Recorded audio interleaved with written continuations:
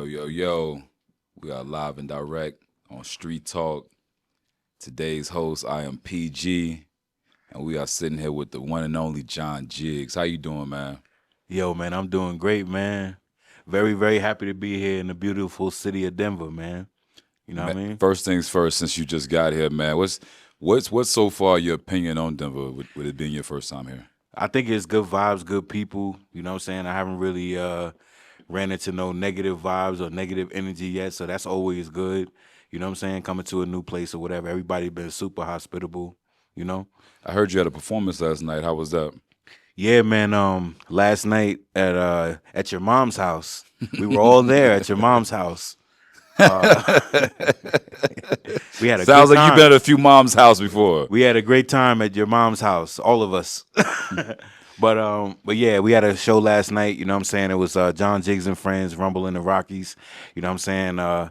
It was a dope event. You know, a bunch of dope battles, a lot of great performances. I got to kind of get a who's who in here in Denver, which is really cool to see the local talent. You know what I mean? I appreciate that. You know. How do you feel about the women that hopped on stage with you while you performed Oh last night? man, it's It was the it's birthday. They said that they had the breast out, the titties yeah, out. Were you yeah. signing? Were you There signing was areolas last night? there was definitely some titties around.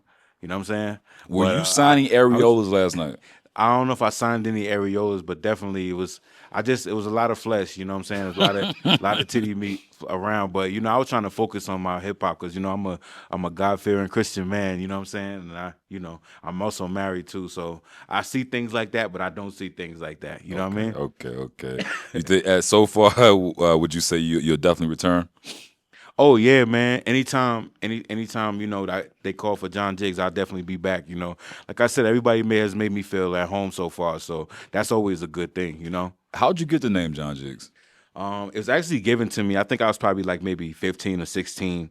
Um, I remember a battle, like I was battling like in the lobby in high school. You know what I'm Okay. saying? We used to all meet up at the lobby before school started, and everybody, spit their raps or whatever.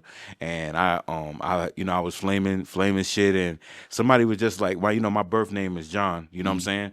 And after I did my verse or whatever, I finished rhyming. Somebody just kind of yelled out, "John Jiggs," and I was just like, that shit sound. I like that. You know what I mean? Growing up, my nickname was just John John. Like in my neighborhood and all of that shit, it was John John, my family. But yeah, that John Jiggs, it just stuck. And they say Jiggs because like, back then in my time, I don't want to give away my age, but in my time, if you was Jig or you was Jiggy, you was Fly. And then, the Jigger was also that was a nickname that we used to, or slang for like a blade. You know what I'm saying? The Jigger, a nigga jig you, that means he stabbed you. You know what I'm saying? And it was just all of those different things. And then also me, I've always been a chubby dude. You know what I'm saying? So Jiggs it just fit. And then from then on, it was just like John Jiggs, John Jiggs, and it just stuck with me. But it was, unlike a lot of people who have, names in hip hop, like that name was actually given to me by other people. Like I didn't make it up. You know what I'm saying? I got you. With you bringing up the fact about you coming up in a certain era, from Hmm.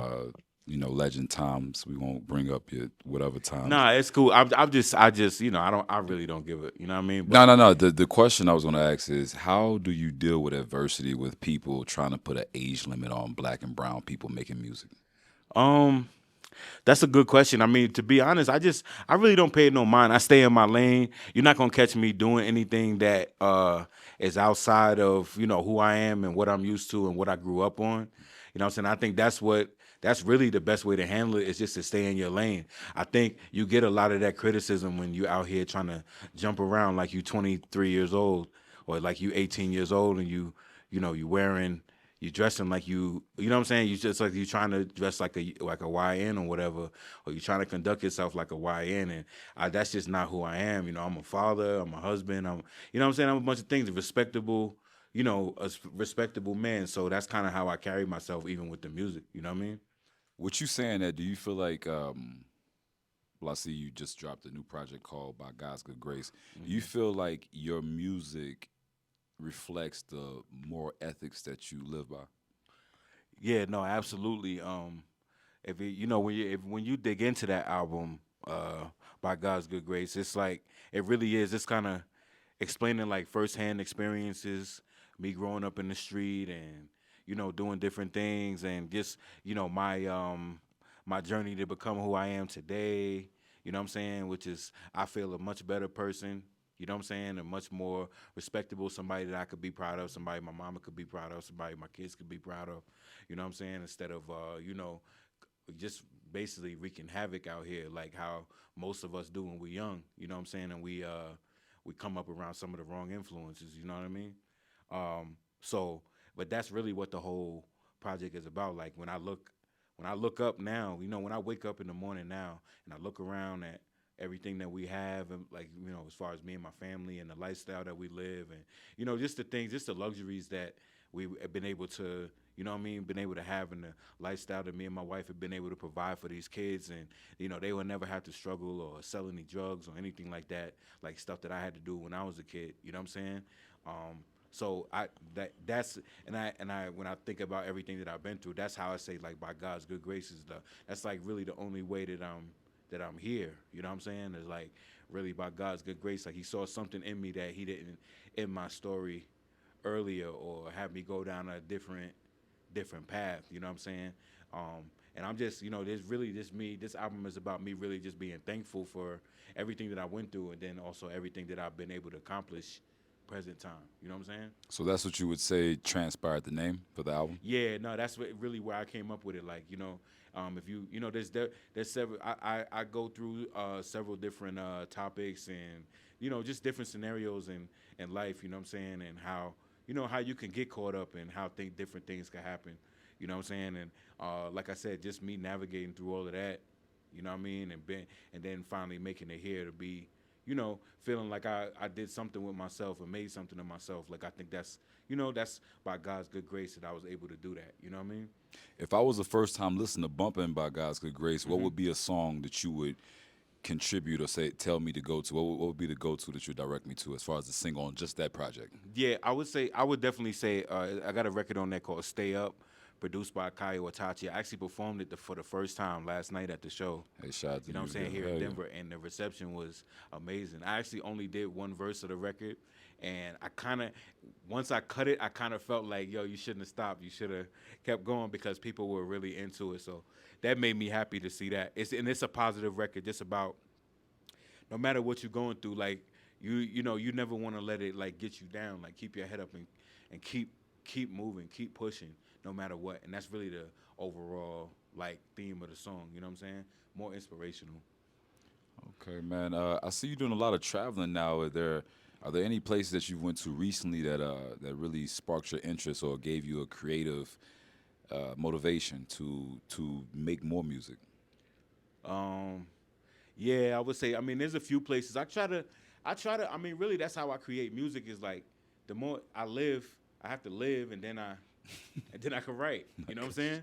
So, I mean, that's kind of how I keep everything going is by making sure I keep putting myself in different environments and new experiences. But that sticks out in my mind. I mean, earlier this year, I believe in March, we was in like Zurich, Switzerland, and that was my first time there. And they have a pretty large hip hop scene out there, and just the excitement and the way they treat these underground hip hop shows out there is like a major production. You know what I'm saying? And I thought that was really cool. You know what I'm saying? Also, Lyon, France. I touched Lyon, France for the first time this year, and again, like the crowd. I mean, it was packed in there, and the energy was just like, it was just like crazy. And I'll never forget when I was. Can I curse? I can curse, right? When I was on, I remember being coming on stage in Lyon, France, and the promoter. As soon as I come on stage, the promoter meets me like down at the bottom of the stairs. He's like, "You're a fucking machine, man." I thought that was like that's just something that sticks out of my head. I thought that was like super funny, and it just kept me going. You know what I'm saying? Like, Nah, for sure, for sure. yeah. We see that there's a nice catalog of artists that you've opened up for. Um, what's one of the shows that you remember most about one of these mainstream artists that you've opened up for? Who are also some of the artists that you have up and coming that you're opening up for? And who are some artists that you would like to open up for or Yeah. collab with? Yeah, I mean, as far as shows that stick out, people that are open for, um 2000 2018, 420. I was in I was in Denmark, Copenhagen. Copenhagen, they have this. Copenhagen is like probably the biggest major city in Denmark. uh, the way that and they had this show set up. Uh, they have this section in Copenhagen that's called Christiania, right?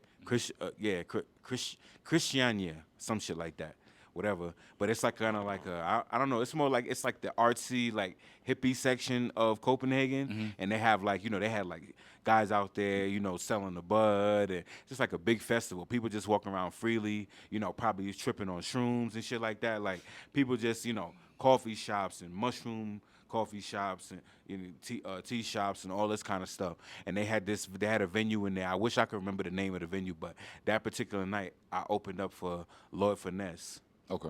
You know what I'm saying? Lord Finesse, legendary producer. You know what I'm saying? And it was a packed show. We had like about 500 people in that building. You know what I'm saying? And it was packed out. And I just remember the vibe that night. Like those kids were so into what we were doing. You know what I'm saying? And the room just the room was definitely captivated by the hip hop, and it was just a good vibe. You know what I mean? I probably did like a good 45 minutes, 50-minute set. You know what I'm saying? And it was just all love, the vibes, and obviously it's 420, so everybody's in a good mood anyway. We all smoking, we all having a good time, and I had a great time that night. You know what I mean? So that's probably one show that really sticks out. I mean, I've had a lot of great moments. But I mean, like you said, I mean, I've opened up for so many different people and collaborated with so many different people. I mean, I've been on tour with Raz Cass. I've opened up for Benny the Butcher before. I've opened up for plenty of artists, Tash from the Alcoholics, and all these different staples in the hip hop community. EP, I've toured with Paris Smith from EPMD and EPMD as a group. You know what I'm saying? Just work with a lot of different people. You know what I mean? And continue to just build my resume in that respect too, because these people I'm also like big fans of. You know what I mean? Not just like wanting to work with them, but also people I grew up listening to. A lot of those people are like a phone call away now, which is really cool. You know what I'm saying? Yeah. And Yeah. what are some artists that you would like to work with? Give me like two or three. I would definitely like to. I would like to do. Even though I did something with him early in his career, I'd like to do something with Benny the Butcher again. Okay. Um, Definitely. Trying to think. I would definitely like to do something with like a Schoolboy Q, even a Freddie Gibbs. I would do something with. You know what I'm saying? Currency. You know what I'm saying? Currency, one of my favorite artists. I would love to work with like a Alchemist, Hit Boy. You know what I'm saying? Right now, actually working on a project with the legendary Easy LP. You know what I'm Fire. saying? We about to put that thing out real soon. You know what I'm saying? So make sure you look out for that. Um, yeah, man. It's been a hell of a ride. Like I said, great experiences. I mean, with this hip hop thing, the money is cool and the fame and the notoriety is cool, but it's really about the moments. You know what I'm saying? Yes, Just sir. those moments that you have. You know what I'm saying? It's like those moments are near and dear to me too, cause I've had some legendary people tell me like, yo, you got it. You could do this. You got I'm impressed or whatever the case is. You know what I'm saying? And that means more than anything. You know what I mean? For sure. So you brought up about how you got your name. I'm sure at some point in your life you had to decide that you wanted to record music or make music. Yeah. What moment in your career do you feel like divine the sign that you on the right path? Um. Oh man. So I got a record. I got a record. That's probably one of my most popular records in my catalog called Bill Cosby. Um.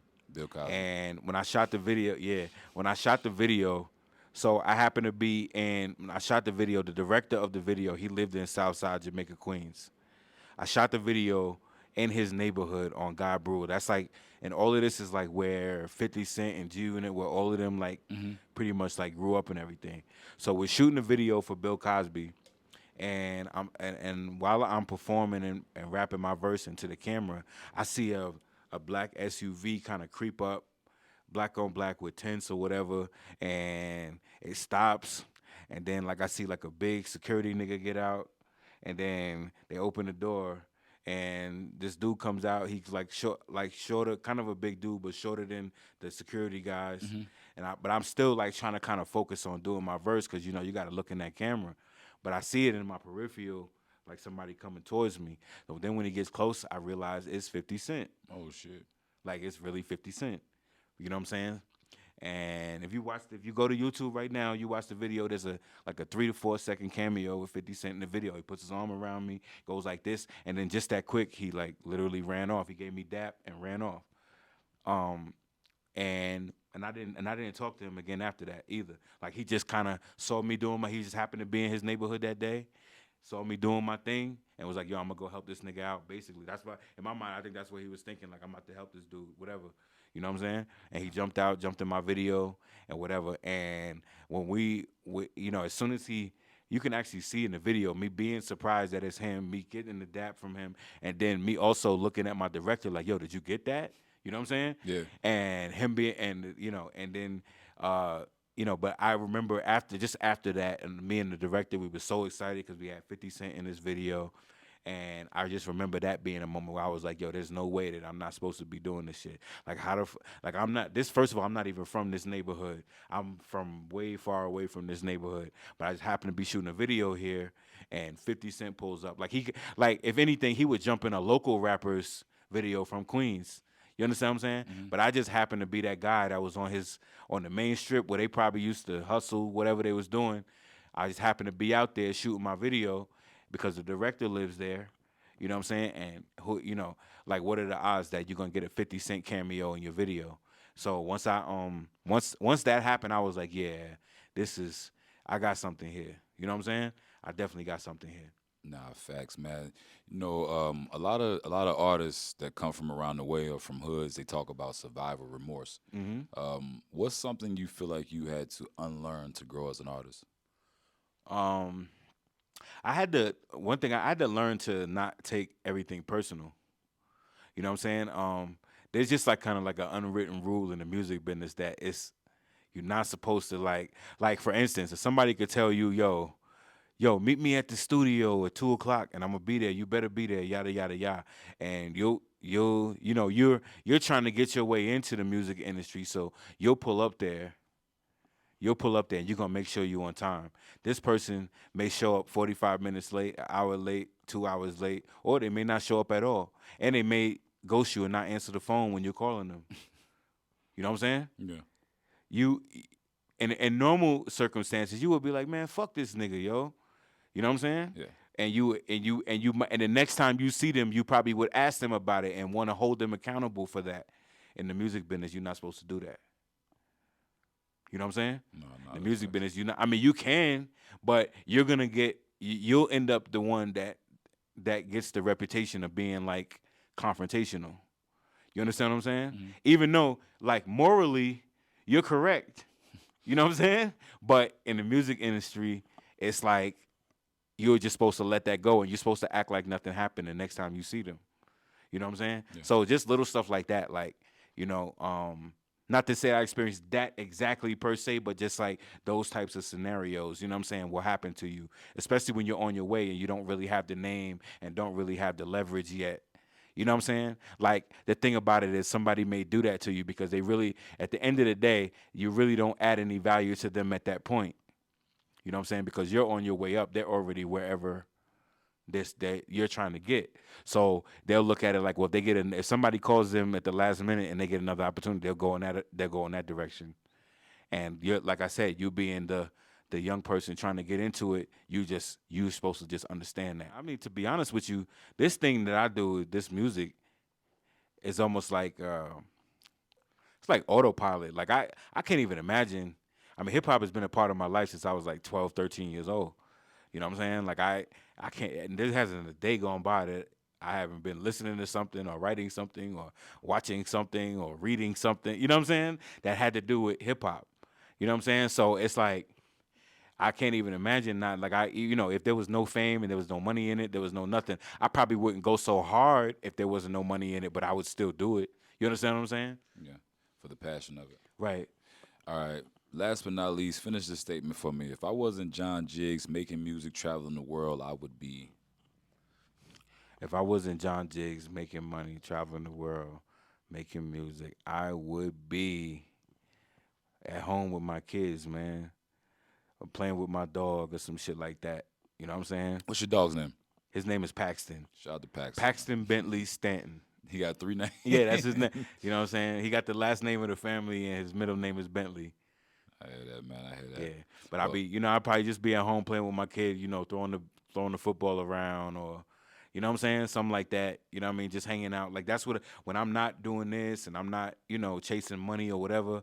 I just be at home hanging with my kids. You know what I'm saying? And just trying to because I know that they don't get the normal like dad's always home type thing because I'm always in and out of this state all the time. So I know. So when I do am home, I try to make that time like quality time. Like what I mean, we're gonna go on vacation. We're gonna go.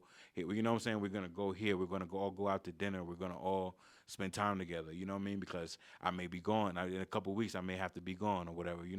Plus, I got teenagers too. So like they've been, they on their way out of the house. You know what I'm saying? That's the other thing. You know what I'm saying? So I try to, my wife she stresses that like, as they get older and they start to form their own lives and become young adults, like we got to try to still create those moments as much as we can. You know what I'm saying? absolutely, absolutely. Well, man, we are here on Street Talk. I am PG, sitting here with John Jiggs. We're gonna wrap it up, get up out of here. But before we do, John, is there anything you want the people to know? Yeah, man. Yo, make sure you follow me first of all, man, on Instagram, John_Jigs. You can also make sure you get my music is on all streaming platforms. That's JOHNJIGG $ on all streaming platforms. That included YouTube. The new album by God's Good Grace is actually a Bandcamp only release as of right now. So you can go to Bandcamp and search John Jiggs and pull up that new album by God's Good Grace. You have a piece of history that not everybody has access to right now at this point. You know what I'm saying? And support the artists, man. We work hard to put this music together and travel, and it costs a lot of money to put these albums together at a high quality. So, you know what I mean? Support. Amen, man. This is sponsored by Sean Azakura. We are out.